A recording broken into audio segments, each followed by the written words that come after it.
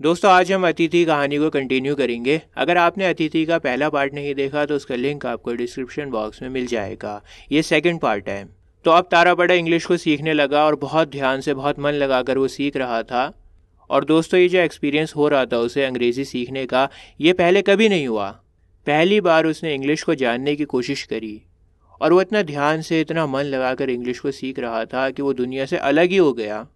बाहर जा ही नहीं रहा था, हर टाइम वो इंग्लिश को सीखने की कोशिश कर रहा था। अब घर से बाहर नहीं जा रहा तो गांव वालों को भी तारा पड़ा दिखना बंद हो गया। लेकिन शाम को जब कभी तारा पड़ा टहल लगाने के लिए आता था नदी के किनारे, उस टाइम नदी के किनारे भीड़ भाड़ नहीं होती थी और वो टहलता रहता था नदी के किनारे और बोल बोल के अपने इंग्लिश के लेसन्स को याद करता था। तारा पड़ा की उम्र के जो भक्त थे वो उस टाइम वहीं पर होते थे। उनकी उम्र भी उतनी ही थी जितनी तारा पड़ा की है और वो उसे बहुत पसंद भी करते थे। लेकिन वो देखते थे कि तारा पड़ा मन लगाकर पढ़ाई कर रहा है तो उसे दूर से ही देखते रहते थे। उनकी हिम्मत नहीं होती थी कि पास में आके तारा पड़ा को डिस्टर्ब करें। दोस्तों चारू भी अब तारा पड़ा को ज़्यादा नहीं देख पाती थी। तारा पड़ा का सारा टाइम इंग्लिश को सीखने में जा रहा था। अब आप लोग तारा पड़ा की डेडिकेशन देखो। पहले तो तारा पड़ा जहाँ पर औरतें रहती थीं, विमेंस क्वार्टर था, वहाँ पर खाना खाया करता था। अन्नपूर्णा की निगाहों के सामने खाना खाता था। लेकिन तारा पड़ा का टाइम बहुत ज़्यादा ख़राब होता था। विमेंस क्वार्टर में उसको बहुत टाइम लग जाता था खाना खाने में। तो तारा पड़ा ने मोतीलाल बाबू से कहा कि आप ना मुझे विमेन क्वार्टर के बाहर कहीं पर भी खाना परोसवा दिया करो। विमेन क्वार्टर में मैं जाता हूँ तो बहुत टाइम लग जाता है खाना खाने में, कहीं बाहर ही परोसवा दिया करो खाना। ऐसा वो इसलिए कर रहा था ताकि कम टाइम लगे, उसका समय बचे और वो इंग्लिश को सीख सके जल्दी से। दोस्तों अन्नपूर्णा को तारा पड़ा की इस बात से बेहद तकलीफ हुई और उसने विरोध भी किया। लेकिन मोतीलाल बाबू बहुत बहुत खुश हुए क्योंकि वो देख रहे थे कि तारा पड़ा कितना मन लगाकर पढ़ाई कर रहा है। और मोतीलाल बाबू राजी हो गए तारा पड़ा को नई जगह पर खाना परोसवाने के लिए। दोस्तों अब चारू भी जिद करने लगी कि मुझे भी इंग्लिश सीखनी है, मुझे भी इंग्लिश सीखनी है। चारू की इस जिद पर पहले तो उसके माँ बाप हंसने लगे, लेकिन अपने माँ बाप को यूँ हंसता देखकर वो रोने लगी और उसके आंसुओं ने उसके माँ बाप की हंसी को चुप कर दिया। माँ बाप उससे बहुत प्यार करते थे, उसकी हर जिद को पूरा करते थे, तो भला ये जिद कैसे पूरी ना होती। तो अब फाइनली चारू भी तारा पड़ा के साथ में इंग्लिश को सीखने लगी। दोनों को सेम टीचर पढ़ा रहा था। लेकिन पढ़ाई लिखाई ना बहुत कंसंट्रेशन मांगती है, बहुत डिसिप्लिन मांगती है, जो कि चारू के नेचर से बिल्कुल उलट था। वो तो बहुत चंचल थी, इधर से उधर कुछ ना कुछ करती रहती थी। भले एक जगह पर बैठकर कैसे पढ़ाई कर सकती थी, उसका नेचर तो बिल्कुल उलट था। और उसने कुछ भी नहीं सीखा, सिर्फ और सिर्फ तारा पड़ा को परेशान किया, उसको पढ़ाई नहीं करने दी। तारा पड़ा तो मन लगाकर पढ़ाई कर रहा था, लेकिन चारू कुछ भी पढ़ाई नहीं कर रही थी। तो ये लड़की तारा पड़ा से काफ़ी पीछे छूट गई। दिल से पढ़ाई कर ही नहीं रही थी, लेकिन उसे ये भी मंजूर नहीं था कि वो पीछे छूट गई है। अगर तारा पड़ा उससे आगे निकल जाता नेक्स्ट लेसन के ऊपर तो वो बहुत गुस्सा होती और फूट फूट के रोने लगती। जब तारा पड़ा ने पुरानी किताब को ख़त्म कर दिया और नई किताब ख़रीद के लेकर आया, तब चारू को भी नई किताब ख़रीदनी थी। हालांकि उसकी पुरानी किताब ख़त्म नहीं हुई, लेकिन क्योंकि तारा पड़ा की किताब ख़त्म हुई है, वो नई ख़रीद के लाया, तो उसको भी नई चाहिए तो चाहिए, भले ही उसका लेसन ख़त्म ना हुआ हो। दोस्तों तारा पड़ा अपने खाली टाइम में कमरे में बैठकर अपने लेसन्स को याद किया करता था और उन्हें लिखा करता था। लेकिन चारू बहुत जलने लगी और उसे ये बिल्कुल बर्दाश्त नहीं हो रहा था कि तारा पड़ा उससे इतना आगे कैसे निकल रहा है। तो वो शैतान लड़की चुपके से आती और तारा पड़े की एक्सरसाइज बुक के ऊपर इंक को फेंक देती ताकि वो पढ़ाई ना कर पाए। कभी उसका पेन चुरा लिया करती थी, यहाँ तक कि जो पैसेज तारा पड़ा सोचता था याद करने का, उस पैसेज को भी फाड़ दिया करती थी। वो नहीं चाहती थी कि तारा पड़ा अच्छे से पढ़ाई करे और उससे आगे निकल जाए। तारा पड़ा चारू की ज़्यादातर बचकानी हरकतों को हंसी में उड़ा दिया करता था, लेकिन जब चारू अपनी हदें पार कर दिया करती थी तो उसे थप्पड़ भी मार देता था।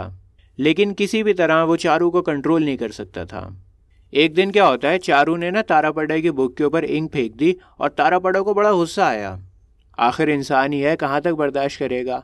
उसने गुस्से में अपनी बुक को फाड़ दी और उदास होकर बैठ गया। चारू दरवाजे के ऊपर आती है और वो समझ जाती है कि आज तो मुझे बहुत ज़्यादा डांट पड़ेगी, मार पड़ेगी, क्योंकि मैंने बहुत गुस्सा दिला दिया तारा पड़ा को। तो वो मार खाने के लिए ना अपने आप को तैयार कर लेती है। लेकिन तारा पड़ा ने उसे कुछ भी नहीं कहा। तारा पड़ा सुनसान सन्नाटे में चला गया अकेला वक्त गुजारने के लिए। अब चारू को रियलाइज़ हो रहा है कि उसने ज़्यादा गड़बड़ कर दी है। वो काफ़ी बार तारा पड़ा के पास में आई। अगर वो चाहता तो चारू को मार भी सकता था, कमर पर मार सकता था उसकी, लेकिन उसने कुछ नहीं करा। वो चुपचाप बैठा रहा अकेला। अब चारू को घबराहट होने लगी। उसे माफ़ी तो मांगनी थी, पर उसने अभी तक ये नहीं सीखा था कि माफ़ी मांगते कैसे हैं। लेकिन वो बहुत परेशान थी, माफ़ी तो उसे मांगनी ही थी। फाइनली उसने फटी हुई किताब को उठाया, तारापड़ा के पास में बैठी और बड़े बड़े शब्दों में लिखा कि अब मैं कभी भी तुम्हारी किताब पर इंक नहीं डालूंगी। उसके बाद चारू ने बहुत कोशिश की कि उसे तारापड़ा की अटेंशन मिले। अब तारापड़ा से और ज़्यादा बर्दाश्त नहीं हो रहा था और वो ज़ोर ज़ोर से हंसने लगा। चारू को ऐसा बिहेव करते देखकर वो ज़ोर ज़ोर से हंसने लगा। चारू कमरे से भाग गई। उसे शर्म भी बहुत आ रही थी और गुस्सा भी आ रहा था।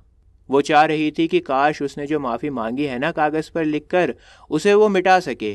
कुछ ऐसा हो जाए कि वो इंसिडेंट ख़त्म हो जाए, वो जो माफ़ी वाला पल था ना वो ख़त्म हो जाए। दोस्तों, इसी दौरान चारू की जो दोस्त थी सोना मनी, उसने बहुत डरे डरे छुपते हुए 1-2 बार तारापड़ा के कमरे के बाहर उसका इंतज़ार करा।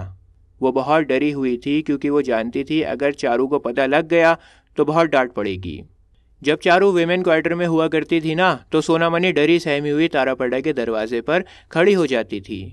तारापड़ा किताब से सर उठाकर नम्रता से बोलता, क्या हुआ सोना, क्या चल रहा है, मासी कैसी हैं?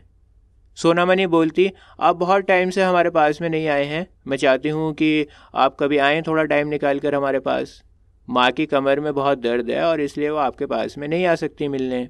फिर शायद चारू आ जाती और सोना मनी घबरा जाती, ऐसे घबरा जाती जैसे मानो वो कोई चोर हो। चारू उस पर गुस्सा होती और चिल्लाती, अच्छा तो सोना आई है हमारी पढ़ाई को डिस्टर्ब करने के लिए, मैं पिताजी को बताऊंगी। चारू इस तरह से बिहेव करने लग जाती जैसे मानो तारापड़ा की गार्जियन हो और उसका सिर्फ यही मकसद हो कि वो तारापड़ा की दिन रात देख रेख कर सके ताकि उसकी पढ़ाई डिस्टर्ब ना हो। दोस्तों, चारू बहुत ही ज़्यादा पोसेसिव है तारापड़ा को लेके।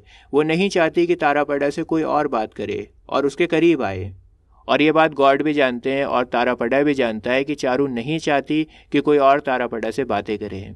जब चारू ने सोना मनी पर झूठे होने का इल्ज़ाम लगाया तो सोना मनी की ज़ुबान लड़खड़ा गई। लेकिन तारापड़ा उससे बोलता है, सोना मैं आज शाम को आऊँगा तुम्हारे घर।